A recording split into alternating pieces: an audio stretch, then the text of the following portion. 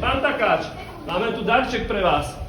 Túrik hnoja. Pani, poprosím vás, nie ste v cirkuse. Nie sme v cirkuse, vy sa správate ako cirkusár. Pán Takáč, pozrite si článok 42 nariadenia, čo sa môže stať, keď nebudete konať. Ja si myslím, že vy ste poslední na Slovensku, ktorý si neuvedomuje rozsah tohto problému. Pani, toto nie je cirkus, toto je ministerstvo. Poprosím vás, obracite ten túrik von. To je pre vás, Túrik, poďte si ho zobrať. Tak neviete zaujať. To je hnoj pre vás za to, čo robíte, pán Takáč. A utekáte, to je také príznačné. Pán Takáč, Aby ste zakázali ľuďom Katastri zverejňovať idete riešiť informácie o akurát. katastri, že? Tam utekáte. Hrdina. Tak ste videli, Takáč si neprišiel ani len tu k nám vypočuť to, čo hovoríme v mene slovenských farmárov. Je to hanba.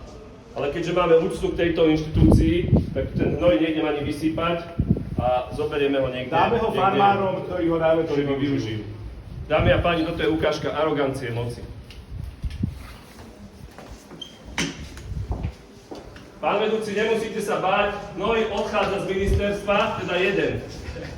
A ďalej tu nebudem komentovať. Ďakujem veľmi pekne, že ste prišli ešte raz a ďakujem aj kolegom za trpezlivosť.